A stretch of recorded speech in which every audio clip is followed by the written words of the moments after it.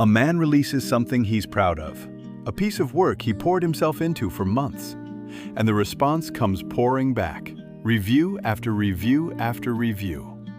99 of them are glowing, warm, generous, people telling him it moved them, that it mattered, that he's clearly good at this. And one of them is cruel. Just one. A few sharp sentences from a stranger who wanted to wound, and did. Now, guess which review he reads 40 times. Guess which one he can still recite, word for word, a year later, long after every single kind word has dissolved into a vague, warm blur he couldn't quote if his life depended on it. Guess which one is waiting for him at 2 in the morning. The 99 that loved it? Gone, faded into a pleasant fog. The one that didn't? Carved into him like initials in wet cement, permanent, exact, available on demand. You already know this man, because this man is you. This is what your brain does to you, quietly, every day of your life. This is the psychology of the negativity bias, the strange, lopsided way your brain treats an insult and a compliment as if they belong to two completely different worlds. It saves the cruel words in permanent, high-definition storage and lets the kind ones evaporate before they've even finished landing. And it does this to everyone. The most loved, the most accomplished, the most outwardly secure people you can think of are all quietly carrying around one offhand comment from years ago that still has its hooks in them. There are no exceptions. The wiring is universal. By the end of this, you're going to understand exactly why your brain does this, why criticism sticks and praise slides off, why it takes a whole pile of good to outweigh a single bad, why you replay the cruel sentence and rehearse comebacks for a fight that ended years ago. And here's the part that should genuinely change how you hear every harsh word for the rest of your life. Why the comment that hurt the most is almost never the one that's most true. In fact, they tend to be opposites. The thing that wounds you deepest and the thing that's accurate are two completely different things. And your brain has been confusing them for as long as you've been alive. So let's start with the asymmetry itself, because once you see it, you cannot unsee it. Here is the basic, slightly insulting fact about how you're built. Your brain does not weigh good and bad on the same scale. Bad is heavier, much heavier. Researchers who study this have a blunt way of summarizing decades of findings. Bad is stronger than good. A negative event hits you with several times the force of a positive one of the exact same size. A loss of a certain amount hurts roughly twice as much as a gain of that same amount feels good. A criticism cuts deeper than an equal compliment lifts. The two are not balanced. They were never designed to be balanced. So when you receive 100 kind words and one cruel one, you are not receiving a 100-to-1 ratio of good to bad. Inside your skull, the math is completely different. That single cruel word might carry the emotional weight of all 100 kind ones combined, and then some. The scale is rigged. It has always been rigged. And to understand why, you have to ask a simple question. What did each kind of message actually mean to the people you descended from? Picture one of your ancestors, far back, living in a world that was genuinely, constantly trying to kill them. Now imagine two mistakes that person could make. In the first mistake, they hear a rustle in the tall grass, assume it's the wind, and relax. And it turns out to be a predator. That mistake cost them their life. There is no second chance, no learning from it. In the second mistake, they hear the same rustle, assume it's a predator, and flinch away hard. And it's only the wind. That mistake cost them nothing but a moment of wasted fear and a slightly faster heartbeat. Those two mistakes are not equal, and they never will be. Missing a real threat is fatal. Overreacting to a fake one is basically free. So evolution did the only sensible thing. It built a brain that takes the negative far, far more seriously than the positive. A brain that would rather flinch 1,000 times at nothing than miss the one rustle that was real. Better jumpy and alive than relaxed and dead. Every ancestor who shrugged off danger got removed from the gene pool. You are descended exclusively from the warriors, the flinchers, the ones who treated every bad sign as urgent. You inherited that brain. The one that treats every potential threat as a 5-alarm fire and every potential reward as an optional little bonus. And here's the leap your brain makes that ruins your week. To a social animal, criticism is a threat, a genuine one. A cruel word is the modern rustle in the grass. It signals that you might be falling out of favor, that your standing might be slipping, that the people around you might be turning against you. And just like the rustle, your brain would rather take that signal deadly seriously 1,000 times than ignore the one time it really mattered. A compliment, on the other hand, is just a reward, pleasant, optional, nothing to defend against. So your brain handles it the way it handles every reward, lazily, briefly, with a small, warm flicker, and then it moves right along to scanning for the next threat. Because the next threat is the thing that could actually hurt you. The compliment never could. Nobody ever died from being praised. But here's where it gets stranger. It's not just that your brain weighs the two differently. It actually processes them through completely different machinery, to completely different depths. And that is the part that explains why one slides right off while the other stays forever. When a compliment arrives, your brain gives it the lightest possible touch, a small, pleasant flicker. And then it's filed somewhere shallow, somewhere easy to lose, with no flag on it marking it as important to keep. So it fades the way most pleasant, unremarkable things fade. Test yourself right now. Can you remember the exact words of the last genuine compliment someone gave you? The precise phrasing, the specific sentence? Almost certainly not. You remember that it felt nice. The actual words are already gone, dissolved, unrecoverable. Now think about the last real insult, the last cruel thing someone said to you and clearly meant. You can probably hear it, the exact words, the tone of voice, the look on their face, where you were standing, what you were wearing maybe. Because when criticism arrives, your brain does not give it a light touch. It pulls the alarm. The same ancient threat system that would fire at a snake fires at a sentence. Your body floods with a little jolt of stress. Your attention narrows and locks on hard. And your brain does what it always does with a threat.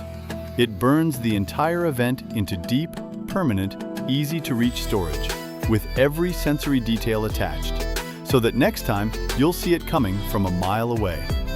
That's why the insult comes packaged with the room, the light, the exact words, and the face. And the compliment comes with nothing but a fading warmth you can't quite place. One was processed as critical survival information. The other was processed as a nice little nothing. Your brain isn't being cruel to you here. It genuinely believes it's protecting you. It just cannot tell the difference anymore between a danger that could end your life and a coworker who said something snide in a meeting that everyone else forgot by lunch. And it doesn't stop at storing the insult. It rehearses it. This is the part that turns a single bad sentence into days of suffering. Once your brain has flagged a comment as a threat, it can't just leave it alone. It pulls it back up again and runs it forward. What I should have said, what I'll say if it ever happens again, the perfect cutting reply I didn't think of in the moment. You find yourself hours later in the shower, winning an argument that ended at lunch, drafting the comeback for a fight that's over, defending yourself out loud sometimes to a person who isn't there and stopped thinking about you long ago. This feels like a malfunction, but to your threat brain, it's training. It's treating the insult like a near miss with a predator and frantically wargaming the next encounter so you survive it better. The problem is, there is no next encounter. The threat was a sentence, not a leopard. So all that rehearsal does is take a wound that should have closed and keep reopening it. Keep the alarm ringing. Keep the cruel words fresh and loud for days after they should have faded. A compliment never gets this treatment.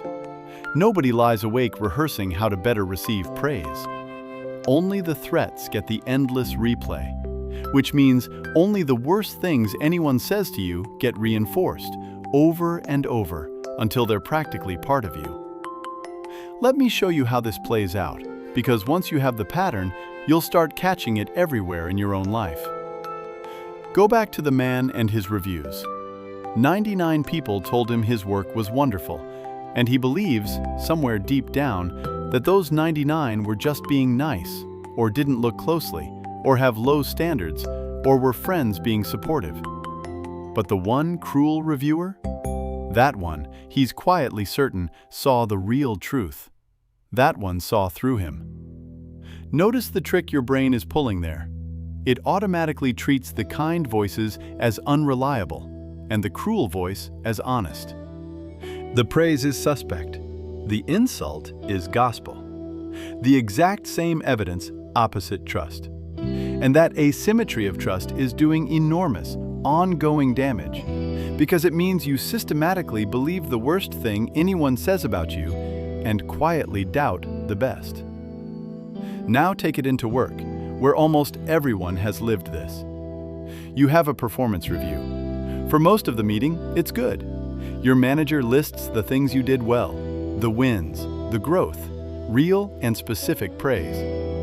And then comes one line of constructive criticism, one area to improve. And which part do you carry home? Which part loops on the drive back, plays through dinner, follows you to bed? Not the 10 things you did well, the one thing you didn't. You can have a genuinely excellent review and walk out of the room feeling like you failed, because your brain quietly deleted the 10 positives and pinned the single negative to the front of your mind, flashing red. That's not you being insecure. That's the negativity bias, running the meeting after the meeting is over. Now take it into love. You're with someone, and for a week they've been warm, attentive, kind. They've said sweet things, done thoughtful things, made you feel genuinely chosen. And then, one tired evening, they snap at you. Say something sharp they don't even fully mean. And which one do you carry to bed? Not the week of warmth, the one sharp sentence. It plays on a loop while the kindness, all of it, sits forgotten in the shallow drawer. Researchers who study marriages found something striking about exactly this. It takes roughly 5 positive interactions to make up for a single negative one. 5 to 1, just to break even. One harsh word can quietly outweigh 5 kind ones, which means a relationship can feel like it's struggling even when the good moments outnumber the bad ones several times over, simply because of how brutally lopsided your brain's accounting is. That's not a flaw in your relationship. That's the negativity bias, sitting right in the middle of your love life, with its thumb on the scale.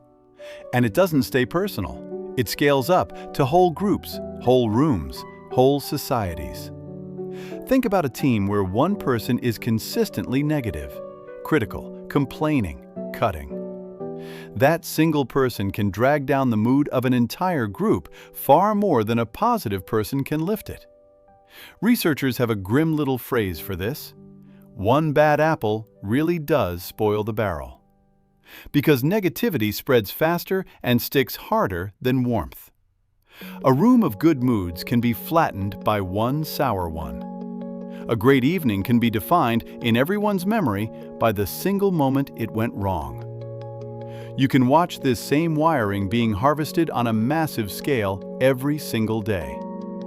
Think about what actually makes you stop scrolling. Not the calm, reasonable, kind post, the outrage, the fight, the cruel comment under the photo, the headline designed to alarm you. Everyone who builds anything for your attention has figured out what evolution figured out long ago. Bad grabs you harder than good. So they feed you bad because bad is what your threat brain cannot look away from. The negativity bias isn't just shaping your private memories anymore.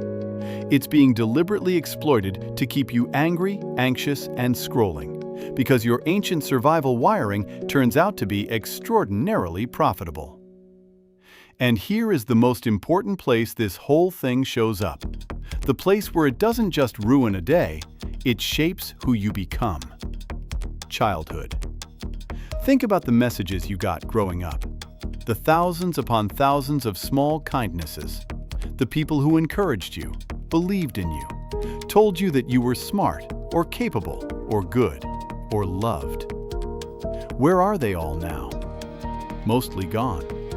Blurred into a vague background sense of having been cared for, if you were one of the lucky ones. But now think about the cruel ones. The single thing a parent said in anger that they probably forgot within the hour. The one teacher who humiliated you in front of the entire class. The offhand comment about your body, your intelligence, your worth, that someone tossed out carelessly and never thought about again. Those didn't blur, those got saved. And not just saved, installed. Because the cruelest thing about how a child processes criticism is that they don't experience it as one person's flawed opinion. They experience it as the truth about themselves, handed down by an authority, permanent. So those few harsh sentences, caught at exactly the wrong age, don't stay as mere memories. They become the voice. The inner voice that narrates your failures, that doubts you right before a big moment, that calls you the exact name someone called you 30 years ago. Here's something genuinely haunting. Most people's harshest inner critic is not even speaking in their own voice. It's wearing someone else's. It's repeating a specific line, in a specific tone, that should have evaporated decades ago and never did. Because your young brain filed it under threat, and threats are forever. You may be carrying a sentence right now, running quietly under everything you do, that some careless or angry person said once and forgot completely the same day. They moved on within hours. You've been hearing it for half your life. And sometimes a single comment doesn't just wound, it amputates. Think of the person who loved to sing as a child, until one adult said their voice was awful, and they never sang in front of anyone again. The kid who drew constantly, until a teacher held up their work as an example of what not to do, and they put the pencils away for good. The one who raised their hand with answers all the time, until the day they were wrong and the laughter came, and they spent the next 20 years staying silent in every meeting. One sentence. One careless, ordinary, instantly forgotten sentence that quietly closed a door in someone's life and locked it. The person who said it has no idea. They wouldn't even remember saying it. But the door stayed shut for decades because a young brain took a passing cruelty and treated it as a permanent verdict about what they were allowed to be. That is the real cost of the negativity bias. Not just bad evenings. Whole, abandoned parts of yourself surrendered to comments that were never even true, from people who weren't even paying attention. Now watch what happens when a compliment tries to undo any of this. Because there's a second reason praise slides off, and it's almost funny once you see it clearly. Your brain doesn't just process compliments shallowly. It actively distrusts them. When someone praises you, a quiet little voice often pipes up right away. They're just being polite. They want something from me. They don't really mean it. They're only saying that because they have to. They don't know the real me. We take the kind words and immediately discount them, search them for an ulterior motive, find some reason not to let them all the way in. But when someone criticizes us, that same skeptical voice goes completely, conveniently silent. We don't think, oh, they're just being mean. They don't know the real me. We think, finally, someone honest. We hand the insult a trust we would never in a million years extend to the compliment. We interrogate every kind word at the gate and wave every cruel one straight through without checking its papers. So the deck is stacked twice over. Praise gets processed shallowly and then doubted on top of that. Criticism gets processed deeply and then believed on top of that. Of course the insults win. Of course they're the ones that last. The game was never even close to fair. Which brings us to the twist. The thing that flips this entire picture over and that I really want you to grab onto and keep. You have spent your whole life quietly assuming that the comment which hurt the most was the one that was most true. That the cruel reviewer must have seen something real. That the harsh word landed so hard precisely because, deep down, it was accurate. That the pain itself was a kind of proof of truth. It isn't. It's the opposite of that. The reason a cruel comment lodges so deep has nothing whatsoever to do with how true it is, and everything to do with how threatening it feels. Your brain does not store criticism because it's accurate. It stores it because it's dangerous. The depth of the wound measures how threatened you felt in that moment, not how correct the words actually were. Your brain is a threat detector, not a truth detector. And you have been reading its alarm as a verdict your entire life. Sit with what that means. The comments that haunt you, the ones you've carried for years, the ones you half believe are the real truth about who you are, they earned that permanent storage not by being right, but by being painful. A lie delivered cruelly will stick far, far deeper than a truth delivered kindly. The kindest, most accurate, most genuinely useful feedback you ever got probably slipped right out of your head within a week because it didn't trip the alarm. It was given gently, so your brain filed it as harmless and let it go. And the most damaging, least fair, flat-out wrong thing anyone ever spat at you might be lodged in there forever, masquerading as deep insight, purely because it hurt enough to set off the threat system. You've been using depth of pain as your measure of truth. They are not the same thing. They might even be opposites. The things that wound the deepest are very often the things that are least fair, said by people who were angry, or jealous, or careless, or drunk, or projecting their own pain onto the nearest available target, which, on that particular day, happened to be you. The cruelty is usually about them. You just got hit by it. So here's what you actually do with all of this. Not pretend the insults don't exist. You can't delete them, and fighting them just feeds them more attention, which your brain reads as importance. But you can, finally, start judging them correctly, instead of letting your threat system do the judging for you. When a cruel comment surfaces, the old one that still stings out of nowhere, or a fresh one that just landed, stop and ask the question your brain flatly refuses to ask on its own. Not, how much does this hurt? Your brain already answered that one loudly, instantly. The real question is this: is it actually true?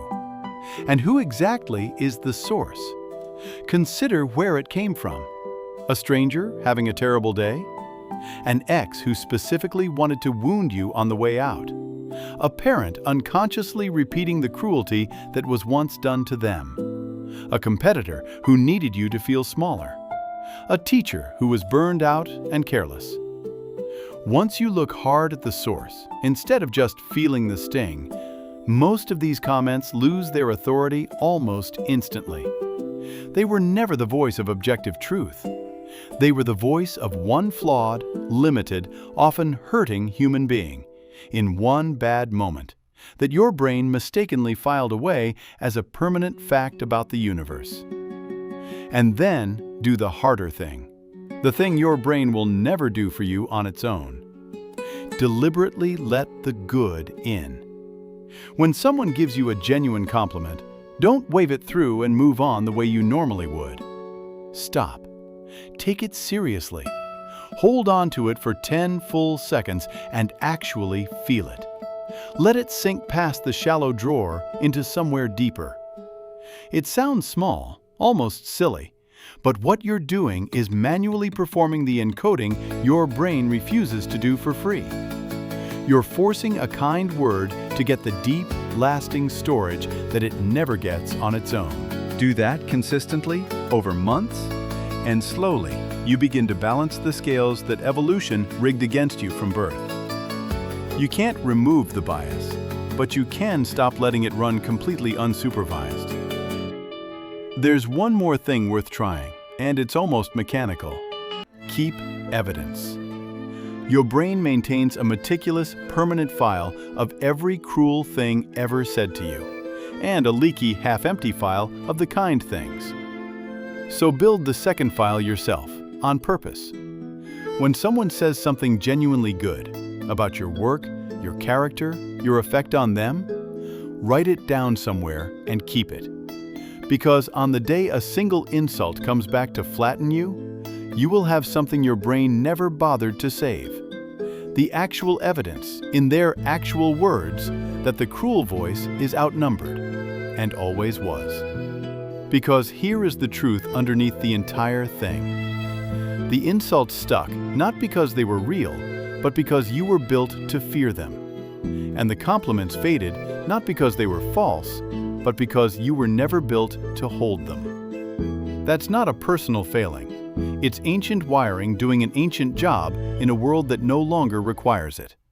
But now that you can actually see the machinery, you don't have to be quite so loyal to it. You don't have to keep believing the cruelest voice in the room simply because it's the loudest one your brain happened to save. The man with the 99 glowing reviews was good at what he did. The 99 were right. The one was wrong. And the only reason he couldn't see that, the only reason he handed all his trust to the single voice that wanted to hurt him, was a brain doing exactly what it evolved to do, guarding him against a threat by handing him a lie and calling it the truth. You get to give the 99 their weight back. You just have to do it on purpose, because your brain never will. Now, here's something to carry into the next one. Notice what your brain chose to save and what it let blur. The sharp, emotional, high-stakes moments get burned in deep and permanent. The smooth, ordinary, pleasant ones dissolve into a vague gray haze. That exact same sorting, keep the spikes, blur the rest, is quietly doing something far larger to your life than ruining the occasional evening.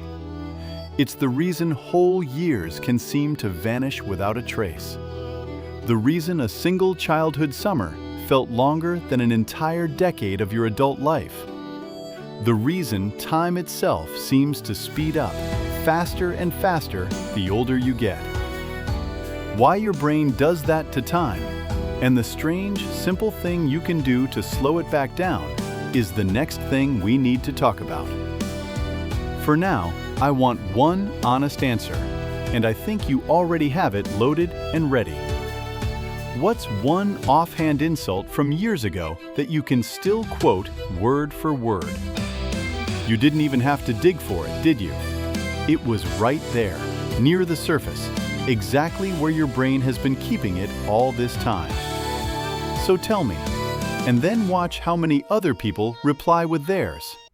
Every single one of them convinced, until right now, that they were the only one still carrying it.